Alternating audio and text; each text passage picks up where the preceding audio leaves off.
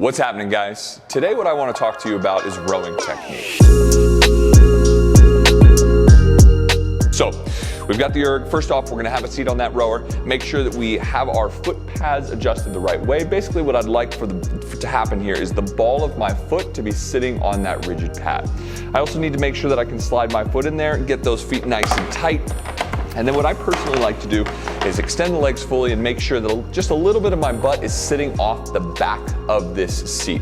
Should feel very comfortable. Now, we're gonna end up really getting to a nice extended position, so this is very important. Balls of the foot on that rigid pad, nice, good, comfortable position on the seat. All right, so when we're rowing, one of the things we really want to think about is being in this nice upright position. I've got the arms engaged so there's tension in the chain.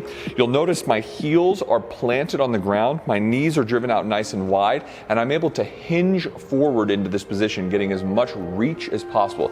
Now, of course, I don't want to be rounded.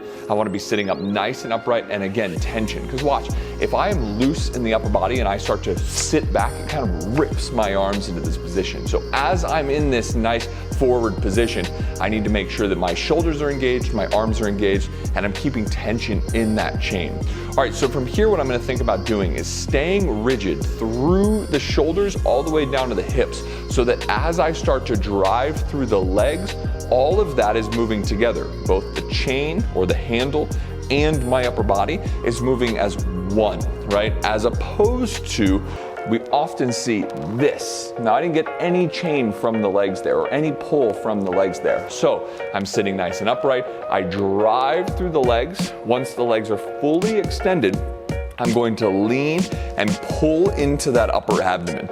Now, in order to set myself up for that next pull, I need to be very disciplined about extending. So I went legs, back, arms on the way into this position.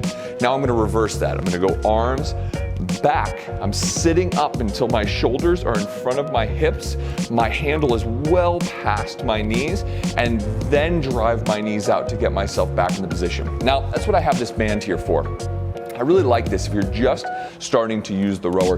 This is a really good visual cue as to whether or not you're setting yourself up into that right position. So watch, there's no tension in this band right now. If I do this the right way, if I do it the wrong way, still no tension in the band, right? But if I do it the right way, I drive through the legs, look, tension in the band. That means I've fully extended the legs, I'm ready to lean and pull into the upper abdomen.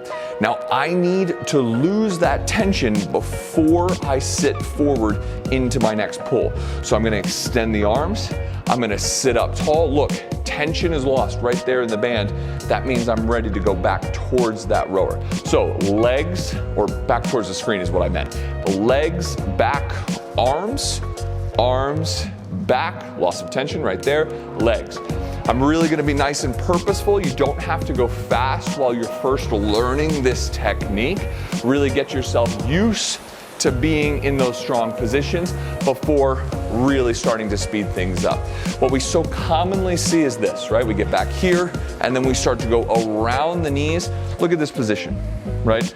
Now my heels are off the platform, I'm leaned back, I'm not nice and upright as opposed to this position. So start off with this band, start off nice and slow, tension in the handle, and guys, in no time you'll be doing this, it'll be second nature and you're gonna be rowing so strong. Enjoy it, get after it, let us know if you have any questions.